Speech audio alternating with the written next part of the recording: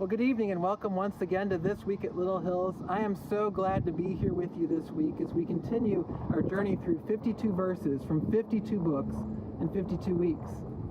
Here we are in the middle of the Summer Olympic Games. I'm standing in front of a track here.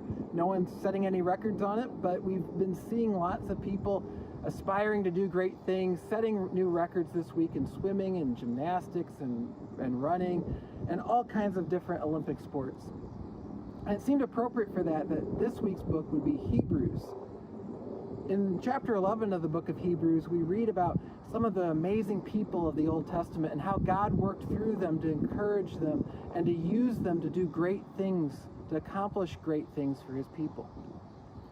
Then we turn to chapter 12 and we read this in verse 1. The author says, "Therefore, since we are surrounded by so great a cloud of witnesses, let us also lay aside every weight and sin which clings so closely, and let us run with endurance the race that is set before us." Life is like a race, isn't it?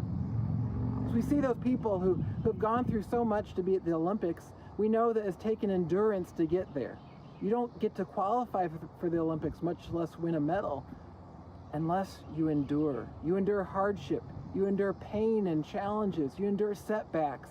Even the setback of waiting an extra year to go to the games and wondering if you'd get to go. All these things. And then we see and hear the stories. We hear the stories of the current athletes that have aspired, and some of them get to do wonderful things. Others have the heartbreak of disappointment. And we hear about Olympians of the past, ones who inspired this current generation of Olympians who have done great things themselves or gone through hardships themselves. They face challenges, whether it's the heat of a scorching day running on the track, or right now it's really windy and different weather conditions have gotten out of the way. Health conditions have gotten in the way. Family troubles have gotten in the way. Sometimes political circumstances have gotten in the way. Yet they endured and they ran. And the author of Hebrews says to us that we need to do the same in life. When we think about the list of people in the Old Testament who were used by God, we see people who went through great challenges and adversity, and yet God used them to run that race. And so too, the author of Hebrews says to us, run that race. We have this great cloud of witnesses, better than any montage an Olympic broadcast could ever put together, who have run a far more wonderful race. And most of all, we have what we read in verse 2.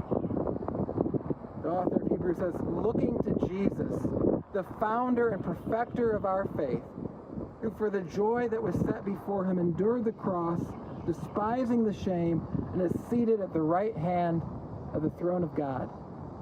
What do we see in Jesus? Yes, we see this great cloud of witnesses in the Old Testament. Yes, we continue to see people being used by God, but what do we see in Jesus? We see the one who has done it perfectly. God made flesh, come into the world to run the race. Now, I could go on that track right now and I could run, and I guarantee you I would not set any records. And if you're an Olympic champion and you wanted to help me out, you could give me all kinds of training. But one thing you couldn't do would be to go on that track and run it for me and then hand me your record. But what does Jesus do for us? He ran the race perfectly, and he hands that perfect record to us. When we're stumbling and falling and we're barely past the start, and all the setbacks of life, all the challenges of life are getting in the way, Jesus runs that race and he hands us his medal. If you've been discouraged this week, perhaps, be encouraged by that. If you're facing an uncertain future, be encouraged by that Jesus runs the race for you. If there's any way I can be praying for you, discouragements you're facing, questions you're struggling with, I'd love to hear from you.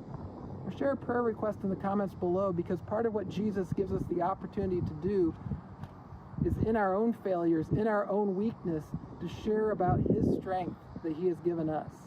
And that as we encourage each other together, we can all run the race. Not so that we can set the records that are beyond our abilities, or beyond our abilities in this fallen, broken world, but so we can all remind each other of the one who has done it for us.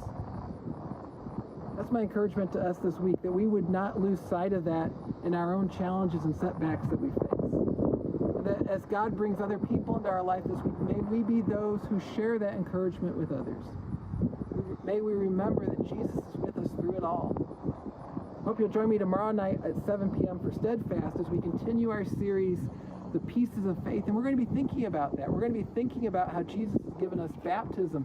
And the Lord's Supper is one of the ways that he reminds us that he is with us in this life, that he has run the race for us, and his grace is there for us. Love to see you there for that. Hope you have a wonderful week. I'd love to hear from you, and I'll see you here again next week. Have a blessed week.